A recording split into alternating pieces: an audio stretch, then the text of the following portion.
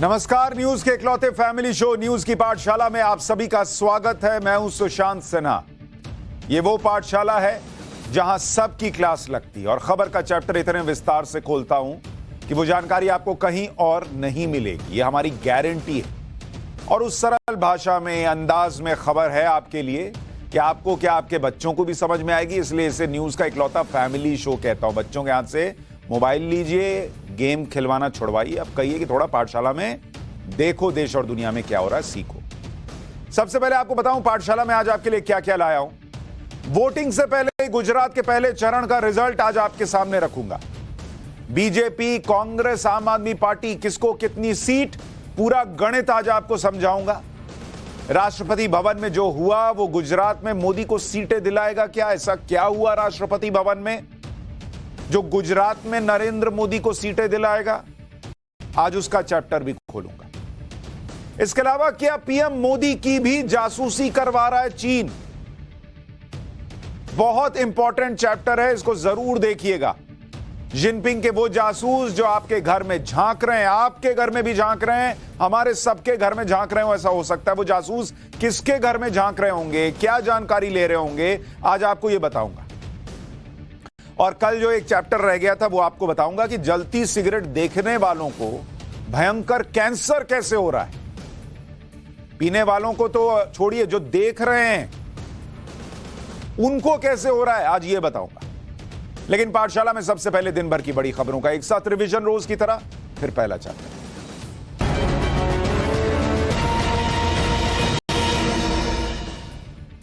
गुजरात में पहले चरण का चुनाव प्रचार थम गया है। 1 दिसंबर को 89 सीटों पर वोटिंग होगी। इसी बीच कांग्रेस अध्यक्ष मल्लिकार्जुन खड़गे ने गुजरात में एक रैली करते हुए प्रधानमंत्री नरेंद्र मोदी के चेहरे पर वोट मांगने पर तंज कसा। उन्होंने प्रधानमंत्री मोदी की तुलना रावण से कर दी। खड़गे ने कहा कि मोदी हर चुनाव में दिख जाते हैं, क्या उनके रावण की तरह 100 सिर हैं? बीजेपी ने इस बयान पर आपत्ति जताई और कहा कि कांग्रेस को गुजरात की जनता सबक सिखाएगी। कांग्रेस नेता राहुल गांधी की तुलना सद्दाम हुसैन से करने वाले बयान पर असम के मुख्यमंत्री हेमंत बिस्वा शर्मा ने सफाई दी। हेमंत ने कहा है कि उन्होंने किसी अपमानजनक शब्द का इस्तेमाल नहीं किया। राहुल का चेहरा देखते ही देखते सद्दाम हुसैन की तरह हो गया। दोनों को साथ बिठा दिया जाए तो दोनों एक जैसे लगेंगे। अगर राहुल गांधी अपनी दाढ़ी काट लेंगे तो वो जवाहरलाल नेहरू की तरह दिखाई देंगे। गोवा में चल रहे international film festival of India IFFI के दौरान कश्मीर फाइल्स फिल्म को लेकर विवाद हो। दरअसल इजराइल के फिल्म मेकर नादब लैपिड, उनको इफी में जो ज्यूरी थी उसका हेड बनाया गया। वो हेड ने ही कश्मीर फाइल्स को वल्गर और प्रोपेगेंडा फिल्म बता दिया। इजराइल के फिल्म मेकर के इस बयान पर भारत में इजराइल के राजदूत ने नाराजगी जताई। कहा कि यह बहुत गलत बयान है, हमें दूसरों के दर्द को समझना होगा। इजराइल के राजदूत ने नादब लैपिड से कहा कि इस बयान के लिए आपको शर्म आनी चाहिए। वहीं कांग्रेस ने कहा कि आखिरकार नफरत को पहचान लिया गया। एक्ट्रेस स्वरा भास्कर ने कहा कि सच दुनिया के सामने आ गया। कश्मीर फाइल्स फिल्म के अभिनेता अनुपम खेर ने कहा कि सत्य हमेशा कड़वा होता है। उत्तराखंड के औली में भारत और अमेरिका का संयुक्त युद्ध अभ्यास चल रहा है। दोनों देशों की सेनाएं 15 दिन तक यहां अभ्यास करेंगी। इसे हेलीबॉर्न ऑपरेशन नाम दिया गया। ऑपरेशन के दौरान भारत ने बाज की मदद से ड्रोन मार गिराने का अभ्यास किया। बाज, हाथ पे देख रहे हैं ना, बाज बैठा हुआ, इससे ड्रोन मारने का अभ्यास किया। भारतीय सेना ने बाज को खास तौर पर ट्रेनिंग दी है। बाज के अलावा और भी पक्षियों को ट्रेन किया गया है और इनको अर्जुन नाम दिया गया। वाराणसी में डांस करते हुए एक शख्स की मौत हो गई। मृतक का नाम मनोज विश्वकर्मा है और वो अपने भतीजे की बारात में डांस कर रहे थे। नाचते नाचते अचानक गिर पड़े, बेहोश हुए। आसपास खड़े लोगों को समझ ही नहीं आया क्या हुआ। फिर उनको फौरन अस्पताल पहुंचाया गया, जहां डॉक्टर्स ने उन्हें डेड डिक्लेयर कर दिया। मौत का कारण कार्डियक अरेस्ट बताया जा रहा है। ब्रिटेन के प्रधानमंत्री ऋषि सुनक ने चीन को लेकर बड़ा बयान दिया है।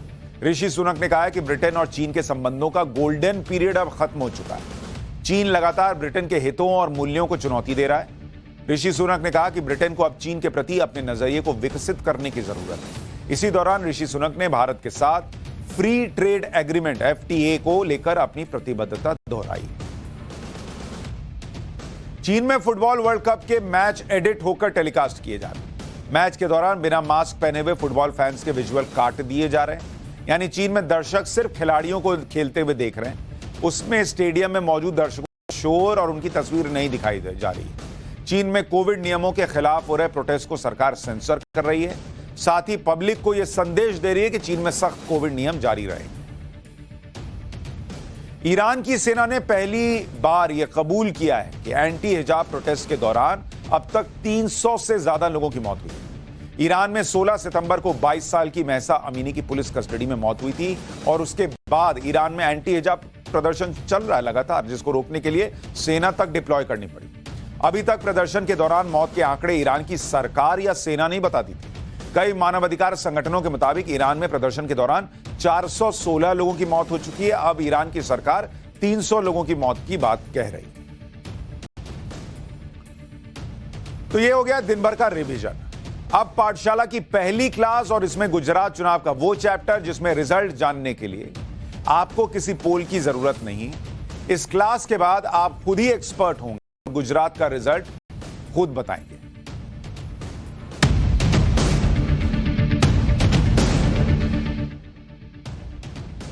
आजकल अगर पॉलिटिक्स के लिहाज से बात कीजिए तो गुजरात इलेक्शन की बहुत चर्चा है। हम लोग उससे भी लोग चलते फिरते पूछ लेते हैं, आप गुजरात आ रहे हैं कि नहीं आ रहे हैं? अच्छा, गुजरात में क्या होगा बताइए। आम आदमी पार्टी क्या करेगी, उसकी कितनी सीट आ रही है, कांग्रेस जीत रही है कि नहीं जीत रही है, बीजेपी का क्या होगा? सब लोग जानना चाह रहे हैं कि गुजरात में क्या होगा। क्या बीजेपी लगातार 7वीं बार चुनाव जीत जाएगी या फिर कांग्रेस पिछले चुनाव की तरह टक्कर देगी? देखिए, एग्जैक्ट रिजल्ट क्या होगा इसे तो कोई नहीं बता सकता, लेकिन चुनावों में कुछ गणित और केमिस्ट्री का कॉम्बिनेशन होता है। अगर आप ये गणित और केमिस्ट्री समझेंगे तो फिर आपके रिपोर्ट कार्ड में वहां क्या लिखा होगा ये आपको समझ में आ जाता है और आप रिजल्ट के आसपास पहुंच सकते हैं। तो आज मैं आपको ऐसी कुछ बातें बताऊंगा जिससे आपको गुजरात का चुनावी नतीजा किसी से पूछने की जरूरत नहीं पड़ेगी। आपको टीवी खोलने की जरूरत नहीं है कि फलाने चैनल पे ओपिनियन पोल क्या आ रहा है, एग्जिट पोल क्या आ रहा है, फलाने लोग क्या कह रहे हैं। आप खुद तय करेंगे कि गुजरात में क्या होने वाला है।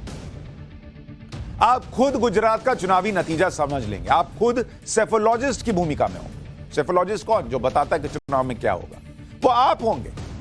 हम पाठशाला में आपको बनाएंगे ना सेफोलॉजिस्ट। अभी रुकिए 15 मिनट, देखिए कैसे खेल होगा। लेकिन उससे पहले यह समझ लीजिए कि गुजरात चुनाव के पहले चरण के लिए आज प्रचार खत्म हो गया। पहले चरण में वोटिंग 1 दिसंबर को यानी थर्सडे को होगी, गुरुवार को होगी। अब पहले जरा समझिए कि पहले चरण में जो वोटिंग हो रही है वो होगी कहां पर और उसका गणित क्या है, उसका समीकरण क्या है, पहले उसको समझिए, फिर आपको आगे बातें एक एक करके समझाऊं। यह है गुजरात का मैप। अब अगर आप गुजरात को देखेंगे, एक चीज आपको दिखाता हूं। यह गुजरात का मैप हो गया। अब इसमें अगर आप देखेंगे, तुम ऊपर जाओ भाई, गुजरात को मोटे तौर पर 4 रीजन में बांटा गया है। एक है सौराष्ट्र और कच्छ, दूसरा है उत्तरी गुजरात, तीसरा है मध्य गुजरात और चौथा है दक्षिण गुजरात। अब ये जो आप देख रहे हैं, पहले चरण में अगर आप देखेंगे 89 सीट पर वोट पड़ने हैं, जहां पर 1 दिसंबर को वोटिंग होगी। इसको देखिए आप, 89 सीट पहले चरण में जहां पर वोट पड़ने हैं। और इसमें जो ये 89 सीटें हैं, जो मैं आपको ये 89 सीट दिखा रहा हूं, ये कहां कहां हैं? ये इस सौराष्ट्र के इलाके में, ये जो आप हिस्सा देख रहे हैं सौराष्ट्र और कच्छ का, यहां पर सीटें हैं। और ये दक्षिण गुजरात जो आप देख रहे हैं, यहां पर फर्स्ट फेज में वोटिंग। तो अगर इसको मैं थोड़ा साफ कर दूं तो ये हो गया फर्स्ट फेज का इलाका, फर्स्ट फेज, और ये फर्स्ट फेज, ये भी फर्स्ट फेज, और ये मध्य गुजरात और उत्तरी गुजरात में सेकंड फेज में वोटिंग हो। तो पहले फेज में 89 सीट का हाल आपके सामने होगा कि इन 89 सीट में किसको क्या होने वाला है। अब आप जो ये तस्वीर देख रहे हैं, इसमें अगर आप देखेंगे तो ये जो सौराष्ट्र है, इसमें अगर आप देखेंगे तो इस सौराष्ट्र के इलाके में 54 सीट है। इस 89 में से 54 सीट इस सौराष्ट्र और कच्छ के इलाके में है। और जो दूसरा इलाका आप दक्षिण गुजरात का देख रहे हैं, यहां पर 35 सीट आती है। ये दोनों आप मिला दीजिएगा तो 89 सीट बनती है। 54 सौराष्ट्र और कच्छ में, दक्षिणी गुजरात में 35 सीट। ये आपको समझ में आ गया कहां पर इलेक्शन हो रहा है? किसी को कोई डाउट नहीं। जिन इलाकों में पहले चरण की वोटिंग होगी उन इलाकों के बारे में भी आपको समझाता हूं। ये इलाके क्या हैं, कहां, वहां पर किसका प्रभाव है, नहीं है, कौन सा वोटर है, मतदाता क्या है, वो जरा समझिए। इसमें जहां फर्स्ट फेज में वोटिंग हो रही है 89 सीट, उसमें शहरी इलाका भी है, किसान बेल्ट भी है, आदिवासी बेल्ट भी है, पाटीदार समाज का भी प्रभाव है, यहां पर ओबीसी वोटर का भी प्रभाव है। इसमें इंडस्ट्रियल पावर हाउस सूरत भी है, जहां अहमदाबाद के बाद गुजरात की दूसरी सबसे ज्यादा विधानसभा सीटें हैं। और जो बीजेपी का गढ़ रहा है सूरत, वहां फर्स्ट फेज में वोटिंग होगी। और इसमें सौराष्ट्र के किसानों का इलाका है, जहां देश में सबसे ज्यादा मूंगफली और कपास की खेती होती है। जो मूंगफली आप खाते खाते डिस्कस करते हैं गुजरात में कौन जीतेगा, उसमें से ज्यादातर मूंगफली इसी सौराष्ट्र के इलाके से आती है। और यहां पर 2017 में बीजेपी को बड़ा नुकसान हुआ था। इसमें दक्षिण गुजरात का आदिवासी बेल्ट भी है, जो कांग्रेस का गढ़ रहा है और जहां बीजेपी के लिए हमेशा चुनौती रही है। इसमें मोरबी का वो इलाका भी है, जहां 30 अक्टूबर को पुल गिर गया था, 135 लोगों की जान चली गई थी। उस मोरबी में भी फर्स्ट फेज में वोटिंग। तो अगर आप ट्रैक रिकॉर्ड देखिएगा तो बीजेपी के लिए पहला फेज ज्यादा चुनौती वाला है। लेकिन यहां क्या होगा, इसको समझना है तो थोड़ा मैथ्स समझना पड़ेगा। अगर पिछले 2 विधानसभा चुनाव के नतीजे को आप देखेंगे तो आपको पहले चरण की 89 सीटों के नतीजों की क्या तस्वीर रही है अब तक, वो आपको समझ में आएगा। तो इसको अगर आपको समझना है तो इसके लिए आपको जो है, अगर आपको 2 हिस्से बताऊं, एक हो गया सौराष्ट्र और कच्छ, जो मैंने आपको बताया जहां पर 54 सीट है, और दूसरा हो गया दक्षिण गुजरात, जहां पर 35 सीट, यहां 54 सीट, यहां 35 सीट। अब इनका इतिहास देखिए, पहले ट्रैक रिकॉर्ड क्या है। जो पिछला चुनाव था 2017 का, अगर आप देखेंगे तो 2017 में बीजेपी को सौराष्ट्र के इलाके में 23 सीट आई और जो कांग्रेस पार्टी थी उसको 30 सीट आई थी। यानी सौराष्ट्र और कच्छ के इलाके में कांग्रेस को बढ़त थी और निर्दलीय को 1 सीट आई थी, इंडिपेंडेंट को। अब अगर आप इसको 2012 से कंपेयर कीजिए तो 2012 में बीजेपी की सीटें इसी सौराष्ट्र और कच्छ के इलाके में 35 सीट थी और कांग्रेस की जो सीट थी 2012 में वो 16 सीट थी और 3 निर्दलियों को गई थी। तो अगर आप देखेंगे तो बीजेपी को 2012 के मुकाबले 2017 में करीब 12 सीट का नुकसान हुआ था इस सौराष्ट्र और कच्छ के इलाके में, जो हमने कहा इसलिए बीजेपी के लिए पहला चरण चैलेंजिंग होगा। और कांग्रेस पार्टी को करीब 14 सीट का फायदा हुआ था पहले चरण, सौराष्ट्र और कच्छ के इलाके में। दक्षिण गुजरात का गणित क्या है, जहां पर 35 सीट है, यहां पर अगर आप 2017 में देखेंगे तो दक्षिण गुजरात में बीजेपी को सीटें आई थी 25 सीट, कांग्रेस को सीट आई थी मात्र 10। और अगर आप 2012 से कंपेयर कीजिएगा तो बीजेपी की सीटें 2012 में थी 28 सीट और कांग्रेस के पास थी 6 सीट। तो यानी कांग्रेस की सीट दक्षिण गुजरात में भी 6 से बढ़कर 10 हो गई थी पिछले बार और बीजेपी की 28 से घटकर 25 हो गई। यानी पहले फेज में बीजेपी को 2017 में 2012 के मुकाबले नुकसान हुआ। तो अगर आप 89 सीट का हाल देखेंगे जो फर्स्ट फेज में जहां पर वोटिंग हो रही है, वहां पर पिछली बार 2017 में बीजेपी के पास टोटल गई थी 48 सीट और कांग्रेस के पास गई थी 40 सीट। और अगर आप इसको 2012 के लिहाज से देखिएगा इसी रीजन में, तो बीजेपी के पास होती थी यहां पर 63 सीट, 60 सीट और कांग्रेस के पास होती थी 22 सीट, 22 सीट। अब आप देखिए कांग्रेस 22 से बढ़कर 40 हो गई, यानी प्लस 18 का गेन था इनके लिए, और बीजेपी 63 से घटकर 48 पर आ गई, यानी माइनस 15 इनके लिए नुकसान हुआ। सीधे सीधे कांग्रेस को फायदा हुआ था पिछले चुनाव। अब इस बार कहा जा रहा है कि आम आदमी पार्टी तीसरे प्लेयर के तौर पर खुद की दावेदारी कर रही है और बीजेपी कांग्रेस के वोट बैंक में सेंध लगाने की कोशिश कर रही है। पर ऐसा होगा क्या? ये तो अभी गणित है, अभी केमिस्ट्री पर आऊंगा, फिर आपका रिपोर्ट कार्ड तैयार होगा। इन इलाकों में कैसी चुनावी टक्कर है और इन इलाकों के नेताओं के लिए अहमियत क्या है इसकी, इसे आपको नेताओं के बयान से थोड़ा समझना होगा। प्रधानमंत्री नरेंद्र मोदी ने गुजरात के चुनाव प्रचार की शुरुआत कहां से की? सौराष्ट्र और कच्छ के इलाके से की। और पीएम की रैलियों में कांग्रेस लगातार टारगेट पर रही है, क्योंकि इस इलाके में कांग्रेस का गढ़ रहा है या एक तरफ वर्चस्व रहा है और उनको बढ़त मिली थी पिछली बार। तो यहां बीजेपी कांग्रेस को टारगेट कर रही है। पीएम ने राहुल गांधी की पदयात्रा में मेधा पाटकर के शामिल होने का मुद्दा उठाया। कहा कि जिन लोगों ने नर्मदा का पानी 40 साल तक रोके रखा, ऐसे लोगों के कंधे पर हाथ रखकर यात्रा करने वालों को गुजरात की जनता सजा देने वाली, क्योंकि गुजरात में मेधा पाटकर जो है उनकी वजह से कई लोगों को लगता है पानी नहीं आया तो बहुत किसानों का, गरीबों का नुकसान हुआ। तो बीजेपी ने इसको मुद्दा बनाया। पीएम ने कुछ जगहों पर यह भी कहा कि पिछली बार गलती से कांग्रेस को कुछ सीटें मिल गई थी, लेकिन उनके विधायकों ने अपने इलाकों के लिए कुछ नहीं किया। पीएम ने आदिवासी इलाकों की रैलियों में कहा कि कांग्रेस ने आदिवासियों को कभी सम्मान नहीं दिया और राष्ट्रपति द्रौपदी मुर्मू की उम्मीदवारी का भी विरोध किया था। गृह मंत्री अमित शाह ने अपनी चुनावी रैलियों में कहा कि कांग्रेस के राज में साल में 250 दिन तो कर्फ्यू में निकल जाते थे। यानी सुरक्षा का भाव बीजेपी ने दिया, यह याद रखा गया। गुजरात नंबर 1 बना क्योंकि गुजरात ने 27 साल से बीजेपी को वोट किया और गुजरात अपना यह राजनीतिक जुड़ाव नहीं छोड़ेगा। यह बीजेपी की बात होगी। उधर पदयात्रा के बीच राहुल गांधी ने हाल में गुजरात में 2 रैलियां की और इसमें एक रैली सौराष्ट्र के राजकोट में हुई और दूसरी सूरत में हुई। सूरत जो बीजेपी का गढ़ है।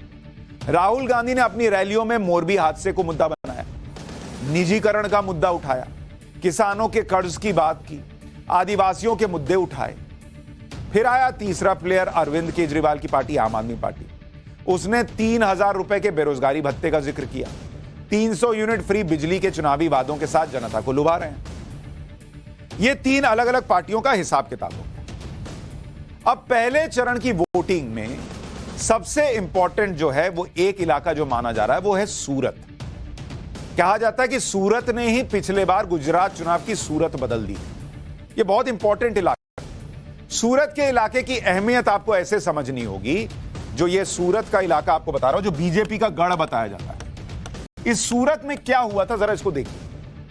यहां 16 विधानसभा सीट सूरत के अंदर और 2017 में इस 16 में से बीजेपी को 14 सीट आई थी। 16 में से 14 और कांग्रेस को मात्र 2 सीट आई, 2 सीट। जबकि 2012 के चुनाव में भी अगर आप देखिएगा तो बीजेपी को यहां पर 15 सीट आई थी और कांग्रेस को 1 सीट आई। तो अगर आप बीजेपी के लिहाज से देखिएगा तो जिस सौराष्ट्र, कच्छ और दक्षिण गुजरात के पूरे रीजन में 89 सीट में बीजेपी को नुकसान हुआ 15 से ज्यादा सीटों का, करीब 15 सीट का, वहां बीजेपी को इस सूरत के अंदर नुकसान नहीं हुआ, मात्र 1 सीट का नुकसान हुआ।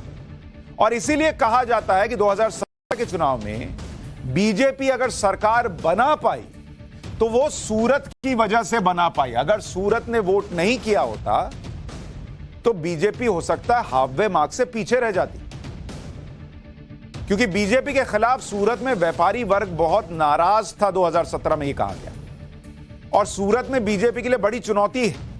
फिर भी बीजेपी ने 2017 के चुनाव में सूरत में बड़ी जीत हासिल की और सूरत की जीत ने बीजेपी को 2017 में बहुमत के आंकड़े के पार पहुंचा दिया, क्योंकि बीजेपी को 99 सीट थी। अगर सूरत वोट नहीं करता तो खेल खत्म था बीजेपी का पिछली बार। अब सूरत के इलाके में इस बार आम आदमी पार्टी की भी एंट्री है। वो भी दावेदारी जता रही है और उनके दावेदारी जताने की वजह भी है। सूरत में 2021 के नगर निगम के चुनाव हुए थे।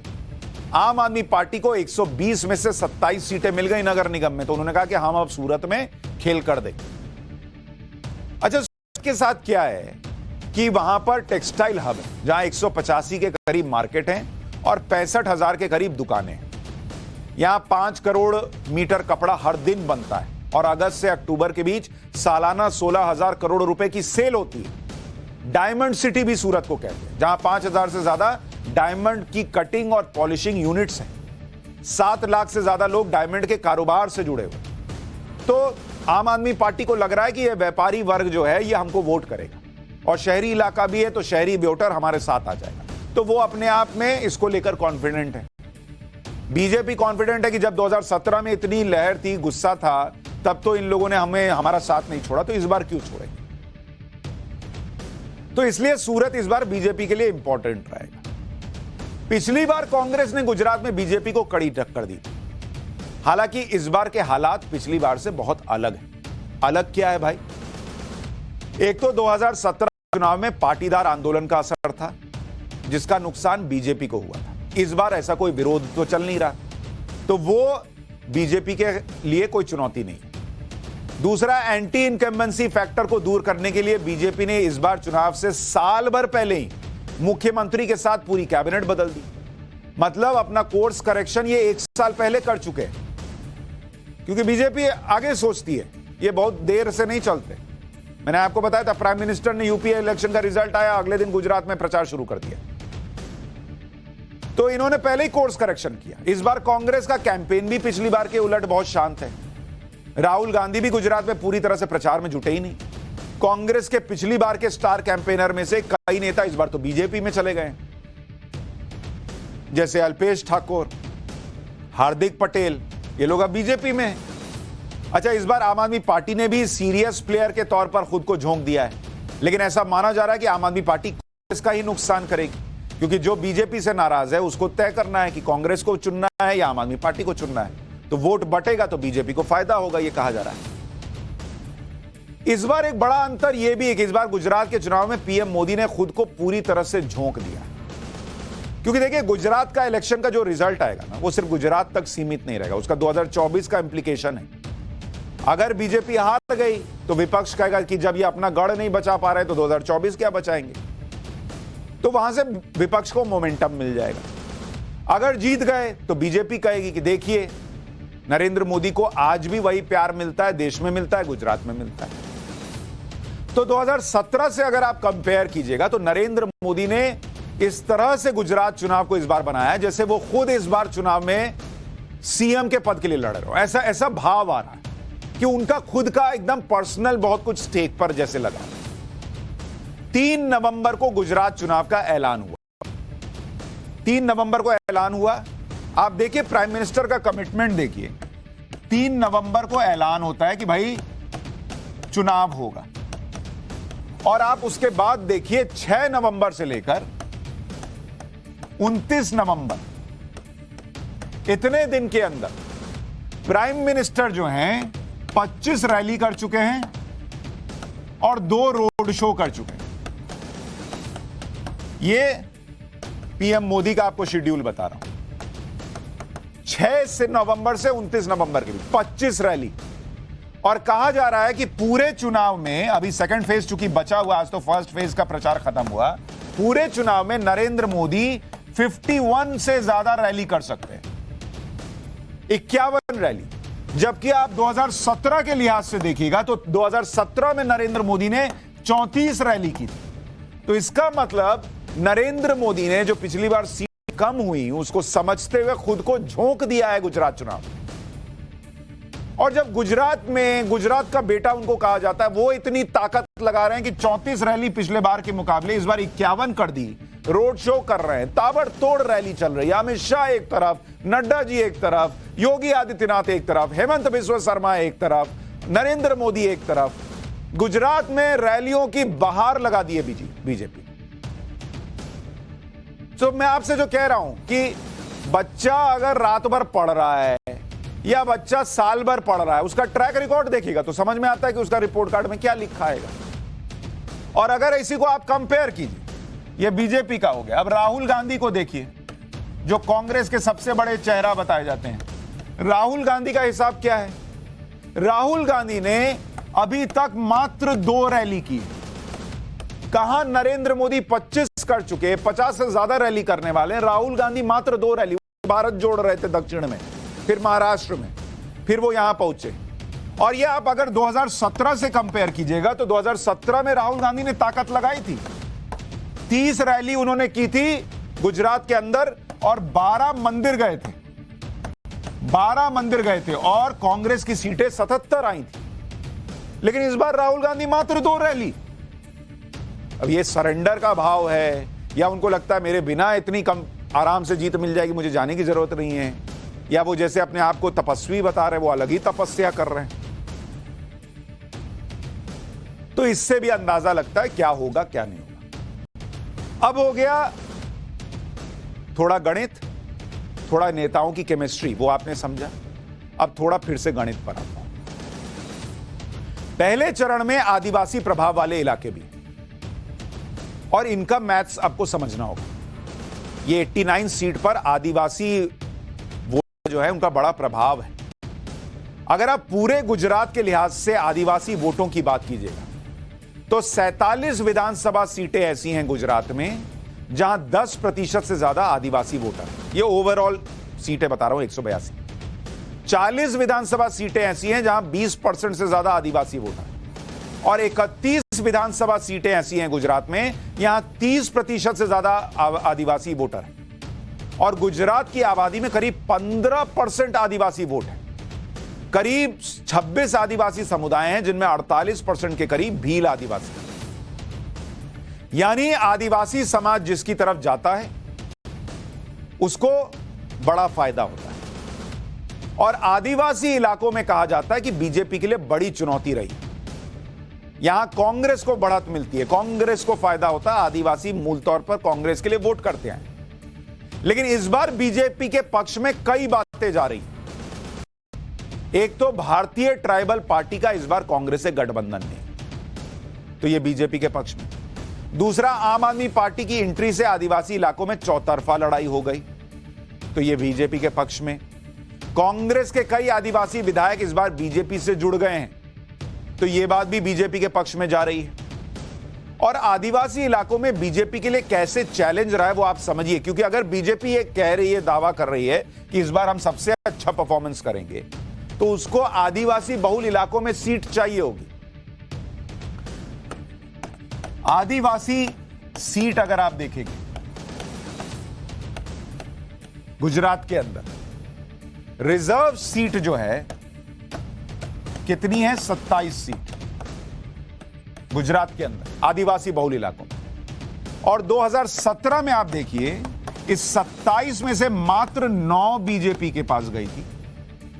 और कांग्रेस की बढ़त देखिए, कांग्रेस को इन आदिवासी बहुल इलाकों में 15 सीट आई थी और अन्य के पास 3 गई थी। तो यहां कांग्रेस को आदिवासी इलाकों में स्पष्ट बढ़त थी। 2012 के मुकाबले अगर आप देखिएगा, 2012 में बीजेपी को थी 10 सीट और कांग्रेस पार्टी को तब थी यहां पर 16 सीट। यानी कांग्रेस को तब भी यहां पर बढ़त थी। इसलिए मैं कह रहा हूं बीजेपी को अगर अपना ऑल टाइम बेस्ट परफॉर्म करना है तो आदिवासी सीट पर उसको परफॉर्म करना होगा। और इसलिए बीजेपी का टारगेट है कि आदिवासियों के लिए रिजर्व 27 सीटों में बीजेपी टारगेट कर रही है कि कम से कम 20 सीट जीतनी है। मतलब 9 और 10 से करीब करीब डबल सीट जीतने की वो कोशिश कर रहा है। पर ये कैसे होगा? बोल देने से होगा? नहीं, करने से होगा। किया क्या? अब वो सुनिए। आदिवासी सीटों पर बीजेपी के लिए चुनौती जरूर, लेकिन अगर आप 1990 के दौर से देखेंगे, ये जो आदिवासी सीट आपको बता रहा हूं, इसको आपको 1990 के हिसाब से जो आंकड़ा देखिएगा कि बीजेपी वहां पर क्या गेन कर रही है, लूज कर रही है, तो आपको समझ में आएगा कि वहां क्या हो सकता है। 1990 में बीजेपी ने आदिवासी समाज में पैठ बनानी शुरू, और 1990 में बीजेपी को कितना प्रतिशत वोट था आदिवासी समाज का? 25%, जबकि कांग्रेस को मिला था 35%। 1990 की बात कर रहा हूं। 2017 में अगर आप देखेंगे तो बीजेपी ने 45% आदिवासी वोट हासिल किया, जबकि कांग्रेस 46% पर पहुंच पाई। तो कांग्रेस के लिए अगर आप देखेंगे तो इनको 11% का गेन है 1990 से 2017 तक में, और बीजेपी के लिए 20% का गेन है, अप हुआ है। तो आदिवासी समाज में बीजेपी ने अपनी पकड़ मजबूत की है, और यह सिर्फ गुजरात में नहीं हुआ है। अगर आप आदिवासी सीटों की बात कर लीजिए, पूरे देश में अगर आप देखेंगे तो 47 सीट है, और 2019 में अगर आप देखेंगे तो बीजेपी के पास इस 47 में से 31 सीट आई, जो कि 2014 के मुकाबले अगर आप देखेंगे तो 27 सीट से 4 सीट ज्यादा है। तो बीजेपी की आदिवासी सीटें देश में भी बढ़ रही हैं और गुजरात के अंदर वोट प्रतिशत भी उनका बढ़ा है। 2019 में कांग्रेस को 4 सीट आई थी, 2014 में 5 सीट आई थी। कांग्रेस वहीं लड़खड़ा रही है देश में। लेकिन आदिवासी समाज को लेकर इस बार पीएम मोदी ने बहुत बड़ा काम भी कर दिया। जो मैंने आपसे कहा ना कि राष्ट्रपति भवन में ऐसा क्या हुआ है जो गुजरात में नरेंद्र मोदी को वोट दिला देगा, कुछ गड़बड़ नहीं हुआ है। नरेंद्र मोदी ने ऐसा काम किया जो अब तक देश में कोई नहीं करता। पहली बार देश को आदिवासी महिला राष्ट्रपति मिली। आदिवासी समाज से आने वाली द्रौपदी मुर्मू देश के सर्वोच्च पद पर चुनी गई। देश की आजादी के 7 दशक में किसी ने नहीं सोचा कि देश के सर्वोच्च पद पर आदिवासी समाज से आए व्यक्ति को भी बैठना चाहिए। सोचा किसने? प्रधानमंत्री मोदी ने, और करके दिखा दिया। इसलिए ये राष्ट्रपति भवन की तस्वीरें जो आदिवासी वोटर है उसके दिमाग में इंपैक्ट छोड़ेंगी। और उनको यह भी याद दिलाया गया है चुनाव में कि न सिर्फ ये तस्वीरें नरेंद्र मोदी बीजेपी की वजह से आई, बल्कि उनको याद दिलाया गया कि कांग्रेस पार्टी ने विरोध किया था इनका। अच्छा, इतना ही नहीं कि राष्ट्रपति पद की बात है, आदिवासियों के सशक्तिकरण के लिए प्रधानमंत्री मोदी ने कैसे काम किया उसका कुछ उदाहरण आपको बताता हूं। प्रधानमंत्री मोदी ने आदिवासियों की कला, उनके कल्चर को दुनिया के सामने रखा। आदिवासियों ने जो सामान बनाए उनकी बिक्री के लिए देश भर में ट्राइब्स इंडिया के आउटलेट खोले गए, जहां आदिवासियों के हाथों से बने कपड़े, कलाकृतियां और दूसरे सामान मिलते हैं। ट्राइब्स इंडिया की वेबसाइट पर जाकर कोई भी इन सामानों को खरीद सकता है। देश में फिलहाल ट्राइब इंडिया के 150 स्टोर खुले हैं। 31 शहरों में वैन के जरिए सामानों की डिलीवरी हो रही है और इसका सीधा फायदा आदिवासियों को हो रहा है। ट्राइब्स इंडिया के प्रोडक्ट देश भर में लोग खरीद रहे हैं। मैं आपको यह तस्वीर दिखा रहा हूं। ये कौन है? मेरी सहयोगी है पद्मजा जोशी, टाइम्स नाउ में अंग्रेजी में एंकरिंग करती। यह हाल में गुजरात चुनाव कवर करने गई थी। आज उनसे चर्चा हो रही थी तो किसी ने कहा आपने बड़ी अच्छी शॉल पहन रखी है, तो उन्होंने बताया कि यह ट्राइब्स इंडिया के स्टोर से खरीदा है, एयरपोर्ट पे खरीदा है, और बोला यह हाथ से बुना हुआ शॉल है। तो लोग खरीद रहे हैं। ऐसा नहीं है कि अरे दुकान खुल गई, कोई खरीद तो रहा नहीं है, क्या आदिवासियों को फायदा? अरे भैया हो रहा, खरीद रहे हैं। आपको दिखा रहा हूं, अपने पास का उदाहरण बता। तो इसलिए आपको गणित समझा दिया, केमिस्ट्री समझा दी, मेहनत कौन कर रहा है आपको समझा दिया, कौन काम कर रहा है वो समझा दिया, कौन किधर क्या कर रहा है वो समझा दिया। अब बैठ के आप अंदाजा लगा लीजिए कि रिपोर्ट कार्ड किसकी तरफ आने वाला है। समझ में आपको आ ही रहा हो, बाकी तो रिजल्ट वाले दिन बताएंगे। पाठशाला में अब चीन के उन जासूसों का चैप्टर जो आपके घरों में झांक रहे हैं और आपको इसकी भनक तक नहीं है, और सवाल इस बात का पूछा जाने लगा है या पूछा जाना चाहिए कि क्या वो प्रधानमंत्री नरेंद्र मोदी की भी जासूसी करवा रहा है चीन? क्यों पूछ रहा हूं ये सवाल, इस चैप्टर में देखिए।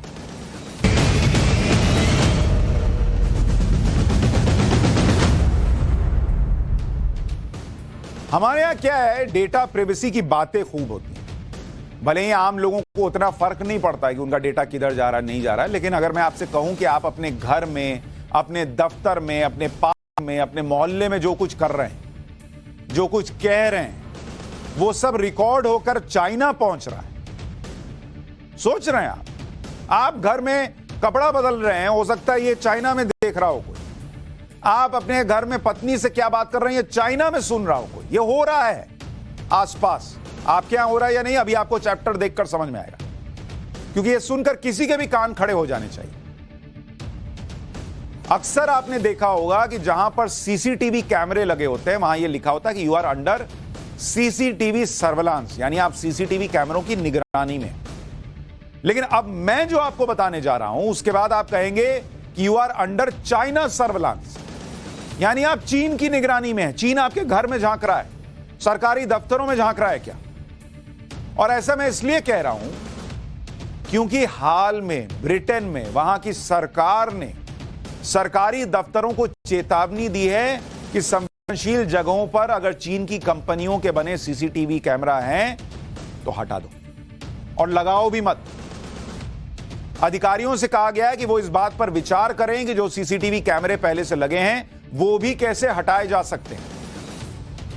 अधिकारियों से यह भी कहा गया है कि वो ये देखें कि कहीं इन सीसीटीवी कैमरास का सिस्टम सरकारी विभाग के कोर नेटवर्क से तो नहीं जुड़ा हुआ है। ब्रिटेन की सरकार के इस नए आदेश का असर यह हुआ है कि ब्रिटेन के department for work and pensions ने चीन की कंपनी के सीसीटीवी कैमरे अपनी बिल्डिंग से हटा दिए। Department for health and social care ने चीन की कंपनी के साथ कॉन्ट्रैक्ट कैंसिल कर दिया। अब आप कहेंगे यार ये क्या है, कैमरा सीसीटीवी लगा हुआ है चीन का, तो इससे चीन देख कैसे रहा? अभी समझाऊंगा आपको कि चीन का कैमरा कैसे सब देख रहा है और बता रहा है वहां जिनपिंग को। ब्रिटेन की सरकार की तरफ से यह भी कहा गया कि वो चाइना में मौजूद सीसीटीवी कैमरों को हटाने पर भी विचार कर रही है और फिलहाल एहतियातन यह स्टेप लिया गया है कि अब जो सीसीटीवी कैमरे लगेंगे वो चीन की कंपनियों के नाम। अब बेसिक प्रश्न किसी के भी मन में होगा कि यह तो ब्रिटेन का मामला है, इससे हमारा क्या लेना देना? लेकिन इससे आपका लेना देना है, इससे इंडिया का लेना देना है, इससे भारत की सरकार को चेत जाने की जरूरत है। कैसे, ये अभी आपको आगे बताऊंगा और जब सुनेंगे तो झटका लगेगा आपको।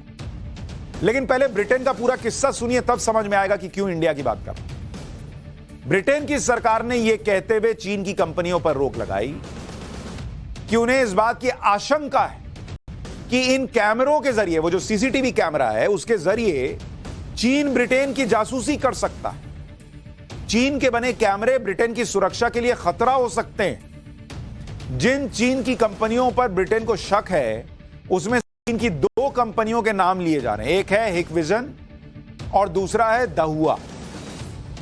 ब्रिटेन की संसद, सरकारी दफ्तर, सड़कें, पुलिस स्टेशन, कॉलेज, अस्पतालों में ज्यादातर जगहों पर हिकविजन कंपनी के ही कैमरे लगे हैं। एक अनुमान के मुताबिक ब्रिटेन ने हिकविजन के 13 लाख कैमरे लगाए हुए हैं और ब्रिटेन के 60% सरकारी दफ्तरों में, 73% लोकल अथॉरिटी के दफ्तरों में, 35% पुलिस स्टेशन में और 63% स्कूलों में चीन की कंपनियों के सीसीटीवी लगे हुए हैं। लेकिन सवाल यह है कि चीन की कंपनियों पर ही शक क्यों? भाई कोई तो वजह होगी ना। इसकी वजह मैं बताता हूं। क्या है कि चीन में सब कुछ जिनपिंग के कंट्रोल में, इसलिए यह मानकर चलिए कि चीन में प्राइवेट कंपनियों पर भी चीन की सरकार का अधिकार होता है। ये जो हिकविजन आपको कंपनी बता रहा हूं, यह चीन की सरकारी कंपनियों की बड़ी हिस्सेदारी है इसमें। ऐसे में यह विश्वास करना नामुमकिन सा लगता है कि इस कंपनी में चीन की सरकार की दखल अंदाजी ना हो। वो लोग हर जगह घुसे हुए हैं भाई, हर कंपनी में उनका दखल है। ब्रिटेन के biometrics and surveillance camera commissioner Fraser Sampson के मुताबिक चीन की इन कंपनियों पर चीन की सरकार का कंट्रोल है।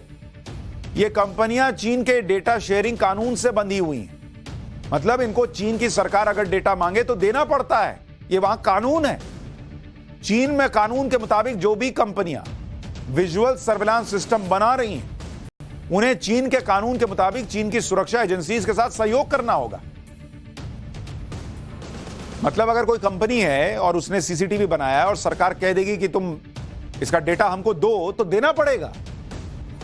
फ्रांसर सैम्पसन ने बताया कि चीन का नेशनल इंटेलिजेंस लॉ यह कहता है कि इन कंपनियों को चीन की राष्ट्रीय सुरक्षा के लिए सपोर्ट, कोऑपरेट दोनों करना होगा। इसको राष्ट्रीय सुरक्षा से जोड़ देते हैं। लेकिन सबसे खतरनाक बात यह है कि चीन के जिन सीसीटीवी कैमरास को जासूसी कैमरा कहा जा रहा है वो मामूली सीसीटीवी कैमरे नहीं है भाई। इसी साल ब्रिटेन की एक संस्था है बिग ब्रदर वॉच, उसने अपनी रिपोर्ट में कहा था कि ऐसे कई कैमरे लगे हुए हैं जिसमें एडवांस्ड फीचर्स हैं, जैसे माइक्रोफोन भी लगा हुआ है, चेहरा और जेंडर पहचानने की तकनीक है।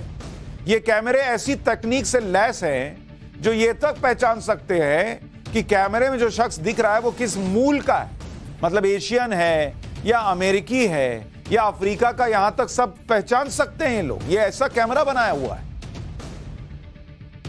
रिपोर्ट में यह भी लिखा था कि कुछ कैमरे तो इंसान के बर्ताव को भी पढ़ सकते हैं। उदाहरण के लिए अगर कहीं लड़ाई हो जाए, कैमरा यह भांप सकता है कि यहां लड़ाई हो रही है और किसे कितना गुस्सा आ रहा है। रिपोर्ट में यह भी बताया गया कि चीन के शिनजियांग में उइगर मुसलमानों के कैंप्स पर यही सीसीटीवी कैमरे लगे हुए हैं। चीन की सरकार इन्हीं सीसीटीवी कैमरास की मदद से शिनजियांग में उइगर मुसलमानों पर नजर रखती है और उनकी गतिविधियों को मॉनिटर करती है। इसी साल जुलाई में भी ब्रिटेन के 67 सांसदों के दल ने चीन की दोनों कंपनियों पर बैन की मांग की थी, जिनके बारे में अभी आपको बताया। अब आपके में बहुत सारे ऐसे लोग हैं जिनके मन में यह सवाल आ रहा होगा कि आखिर सीसीटीवी से चीन जासूसी करेगा कैसे बॉस, क्योंकि सीसीटीवी कैमरा तो किसी दूसरे देश के शहर में, किसी सड़क पे, दफ्तर में लगा हुआ है, तो चीन कैसे देखेगा? उस सीसीटीवी से जुड़ा सर्वर भी उसी देश में है, लेकिन उस सीसीटीवी से जुड़ी सारी जानकारी 1000 किलोमीटर दूर चीन के पास कैसे पहुंच रही है? यह बहुत बढ़िया प्रश्न आपके मन में आ रहा है। पहले इसका जवाब सुनिए, फिर इंडिया में क्या हो रहा है वो बताऊंगा। उदाहरण के लिए सीसीटीवी कैमरा लंदन के किसी ऑफिस में मान लीजिए लगा है, लेकिन उस ऑफिस में कौन आ रहा है, कब आ रहा है, क्या पहनकर आ रहा है, क्या लेकर आ रहा है, क्या लेकर जा रहा है, पिछली बार कब आया था, 1 महीने या 1 साल में कितनी बार आया, किसके साथ आया, कितनी देर के लिए आया, ये सारी जानकारी सीसीटीवी कैमरे की मदद से निकालकर चीन तक कैसे पहुंचाया जाता है, इसको समझिए। आपके सामने मैंने एक दफ्तर का माहौल क्रिएट किया है। इससे आपको पता चलेगा कि कैसे चीन तक मामला पहुंचता है। यह एक दफ्तर हो गया, कुछ लोग बैठे हैं, एक सीसीटीवी कैमरा लगा हुआ है जैसे हर दफ्तर में होता है। यहां सीसीटीवी की सारी गतिविधियों को रिकॉर्ड करने के लिए ये नीचे जो आप देख रहे हैं, ये सीसीटीवी डीवीआर है। डीवीआर मतलब डिजिटल वीडियो रिकॉर्डर। ये क्या करता है, रिकॉर्ड जो हुआ वो डीवीआर से आया और ये फुटेज रिकॉर्ड यहां हो गई डीवीआर में। अब ये फुटेज केवल केबल के थ्रू या वाईफाई के जरिए भी ट्रांसफर होती है। अच्छा, अब ये सीसीटीवी डीवीआर है, इसकी अपनी कैपेसिटी है कि कितना रिकॉर्ड कर सकता है। तो ये डीवीआर जो है वो सर्वर से जुड़ा रहता है। जो आप सर्वर देख रहे हैं, सर्वर मतलब एक तरीके से समझिए सेंट्रलाइज्ड सिस्टम हो गया, जहां बड़े बड़े मेमोरी वाले एक तरीके से कहिए कि हार्ड डिस्क वगैरह लगा हुआ, तो ये सब वहां से कंट्रोल होते हैं, वहां सारा डेटा चला जाता है।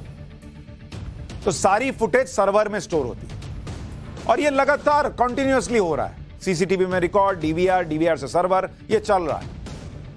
अब जिस व्यक्ति के पास इस पूरी प्रक्रिया को देखने का एक्सेस है, यानी अधिकार होता है, वो इसे अपने कंप्यूटर पर, टैबलेट पर, मोबाइल पर देख सकता है, क्योंकि ये पूरा सिस्टम इंटरनेट से जुड़ा हुआ है।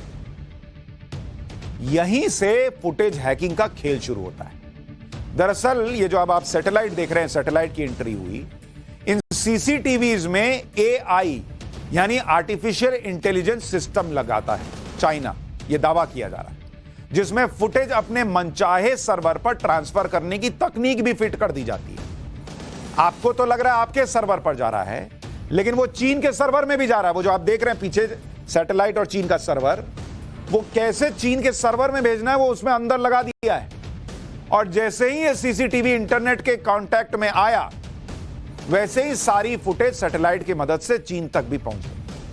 आप सोच रहे हैं कि हम मिल रहे हैं फलाने से, कौन देख रहा है? अरे चीन देख रहा है। आप सोच रहे हैं मैं यहीं पे कपड़ा बदल लेता हूं, कौन देख रहा है? अरे जिनपिंग देख रहा है। ये चल रहा है भाई। अब आपको सीसीटीवी कैमरे के जरिए जासूसी का एक किस्सा भी सुना देता हूं। 2021 में ब्रिटेन के हेल्थ सेक्रेटरी मैट हैनकॉक की दफ्तर में अपनी महिला सहयोगी को किस करते हुए तस्वीर वायरल हुई। ये जो आप हिस्सा देख रहे हैं, ये दोनों आलिंगन कर रहे हैं और चुंबन चल रहा है। वहां हमने ब्लर कर दिया है क्योंकि न्यूज का फैमिली शो ना है जी, सबको कैसे दिखाएंगे, तो वो ब्लर कर दिया। ये फोटो वायरल हो गई। किस कर रहा था? अपने ऑफिस में कर रहा था। वो सोच रहा कौन देख रहा है, पर भाई को इस्तीफा देना पड़ गया। यह किस्सा department of health and social care में हुआ था, जहां चाइनीज कंपनी इसी हिकविजन के कैमरे लगे हुए थे।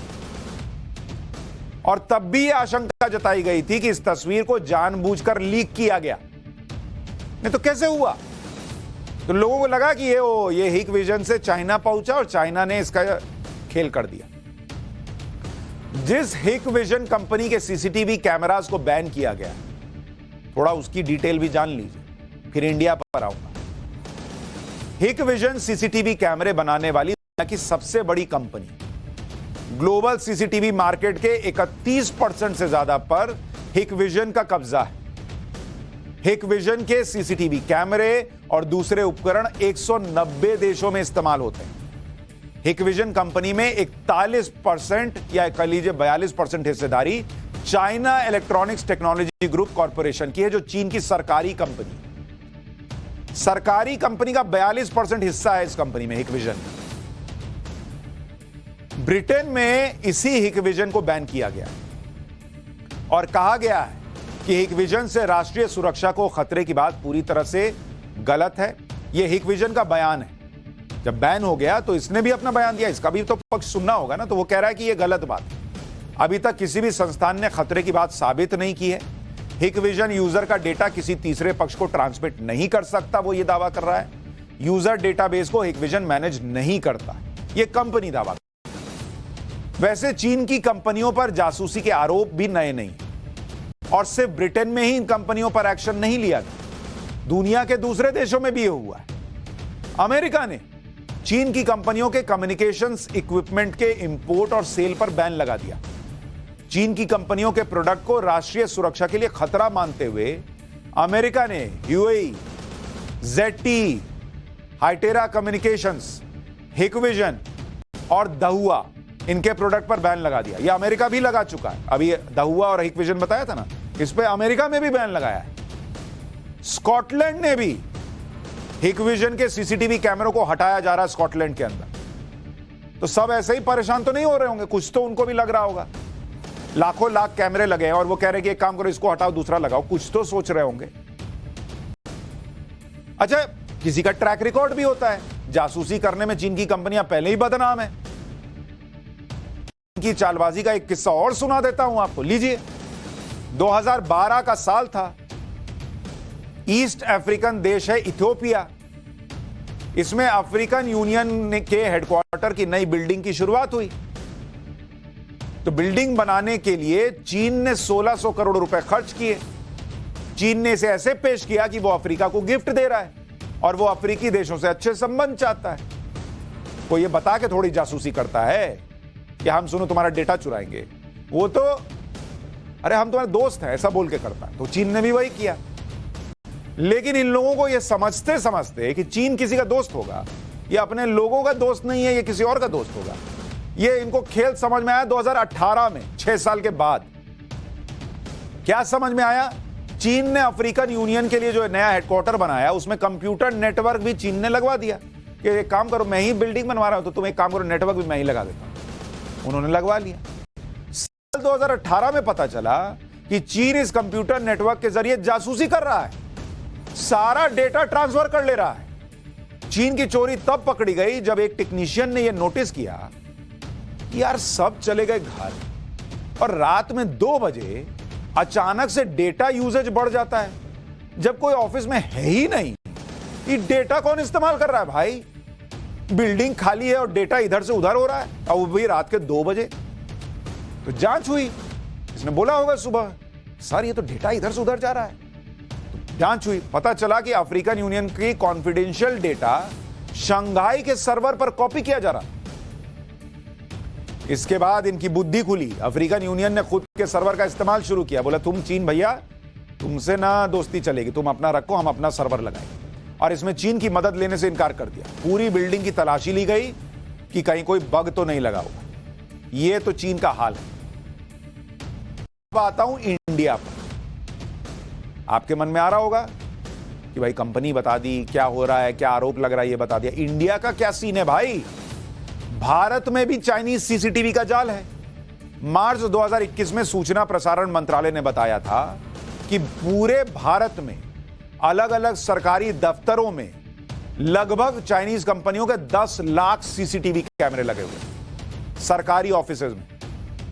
और चाइनीज कंपनियों में भी अगर हिकविजन, जिस पर आरोप लग रहा है, उसकी बात कीजिएगा तो इस कंपनी के कैमरे भारत इलेक्ट्रॉनिक्स लिमिटेड में लगे हुए हैं, दिल्ली मेट्रो रेल कॉरपोरेशन में लगे हुए हैं, defence research and development organisation DRDO में भी लगे हुए हैं, special protection protection group SPG जो लोगों को सुरक्षा देता है वो भी इसका इस्तेमाल कर रहा है। भारत में 35% सीसीटीवी कैमरे इसी हिकविजन के लगे हैं भाई। इतने महत्वपूर्ण स्थानों में चाइनीज कंपनी के सीसीटीवी कैमरे लगे हैं तो चिंता बढ़ना स्वाभाविक है। जब ये ब्रिटेन को नहीं छोड़ रहा, अमेरिका को नहीं छोड़ रहा, उस दोनों आरोप लगा रहे हैं कि भैया ये मामला गड़बड़ है, इंडिया को भी सोचना होगा। जासूसी करने के लिए सीसीटीवी के अलावा स्मार्ट टीवी का भी इस्तेमाल किया जाता है। आप सोच रहे होंगे हमने तो सीसीटीवी लगाया नहीं, हम बचे हुए हैं। बॉस, आपका स्मार्ट टीवी, आप टीवी देख रहे हैं, आपको कोई और देख रहा है। अप्रैल 2021 में खुलासा हुआ कि चीन में डेटा एनालिसिस करने वाली company Gojen data smart TV से लोगों की जानकारी जुटाती है। स्मार्ट टीवी में एक खास प्रोग्राम फिट कर दिया जाता है जो यूजर के वाईफाई को हर 10 मिनट में स्कैन करता और जानकारी अपलोड करता। कहां? चाइना में। घर में कितने स्मार्ट डिवाइस हैं, कौन घर में आ रहा है, कौन वाईफाई यूज कर रहा है, पड़ोसी के वाईफाई का नाम क्या है, ये सारी जानकारी अपलोड कहां हो रही है? कहां से? आपके टीवी से। स्मार्ट टीवी के यूजर की अनुमति के बिना उसकी सारी जानकारी लीक हो जाती है। इस तरह का खतरा भारत में भी है क्योंकि भारत के स्मार्ट टीवी बाजार में चीन का दबदबा है। तो भैया टीवी पे पाठशाला देख रहे हैं और मैं आपको चीन की ये सब हरकतें बता रहा हूं, ये जिनपिंग को भी पता चल रहा हो सकता है। खैर, जासूसी और हैकिंग बहुत बड़ा मुद्दा है भाई, इसको हल्के में लेने का नहीं है। ये देश की सुरक्षा के लिए कैसे चुनौती बन सकता है, इसे आप एम्स के मामले से समझ लीजिए। पिछले 7 दिनों से देश के सबसे बड़े अस्पताल दिल्ली के एम्स का सर्वर हैक हुआ है।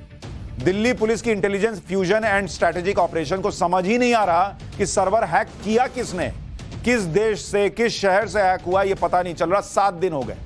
कहा यह भी जा रहा कि हैकर्स ने बिटकॉइन में 200 करोड़ रुपए की फिरौती मांग ली। हालांकि दिल्ली पुलिस इस बात से इनकार कर रही है कि कोई फिरौती नहीं मांगी गई है, लेकिन दिल्ली पुलिस यह भी नहीं बता पा रही कि सर्वर कब तक ठीक हो जाएगा। एम्स का सर्वर हैक होने से करोड़ों मरीजों से जुड़ा डेटा लीक हो सकता है। के सर्वर में वीवीआईपी लोगों का डेटा है, पूर्व प्रधानमंत्री, मंत्री, ब्यूरोक्रेट, जज, सबका डेटा स्टोर है। अब ये हैकिंग है या किसी वायरस का असर, ये जानकारी भी पूरी तरह से साफ नहीं है। लेकिन इस घटना ने डेटा सुरक्षा के जुड़े दावों की पोल जरूर खोल दी है। अब कल सब जाएंगे, मुझे पता, ऑफिस में चेक करेंगे सीसीटीवी किस कंपनी का लगा हुआ है। लेकिन गंभीरता से कहते, भारत की सरकार, आम लोग, सबको देखना चाहिए कि चाइनीज वाला सीसीटीवी यूज कर रहे हैं या क्या यूज कर रहे हैं। जरा देख के भाई, मामला बड़ा टाइट है। लेकिन खतरा सिर्फ सीसीटीवी से नहीं। पाठशाला में अब उन लोगों के लिए स्पेशल क्लास जो लोग जलती सिगरेट को देखकर समझते हैं ये हमको क्या होगा, जो होगा वो सिगरेट पीने वाले को होगा। लेकिन आपको सावधान करने वाला ये चैप्टर बहुत जरूरी है जो आपको बताएगा कि जलती सिगरेट देखने वालों को भी भयंकर कैंसर हो रहा है।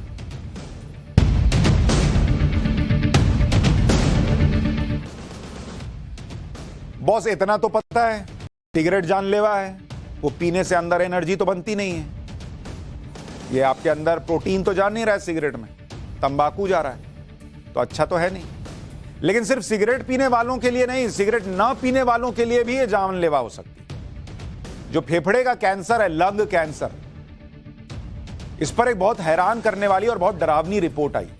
और इस रिपोर्ट का दावा है कि बड़ी संख्या में उन लोगों को भी लंग कैंसर हो रहा है, फेफड़े का कैंसर हो रहा है, जिन्होंने कभी सिगरेट को हाथ भी नहीं लगाया।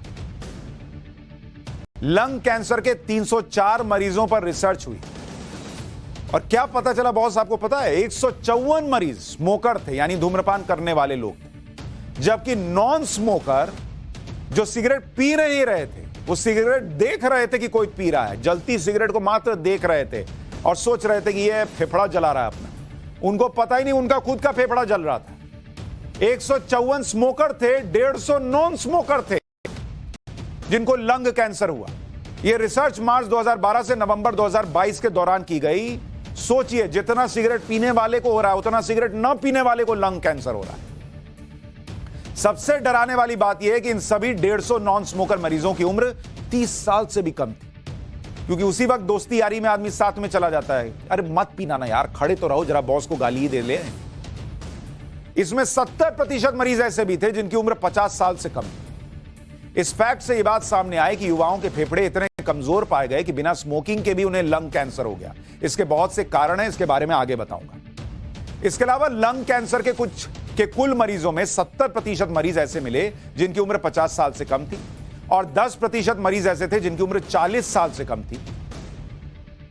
यानी फेफड़ों पर स्मोकिंग करने का असर अब जल्दी हो रहा है। पहले लंग कैंसर के मामले स्मोकिंग करने वालों में 60 से 70 साल के बुजुर्गों में दिखता था। अब 50 साल से कम लोगों में बीमारी जो है वो देखने को मिल रही है। जिन्होंने सिगरेट को कभी हाथ नहीं लगाया उन्हें भी फेफड़े का कैंसर हो जा रहा है।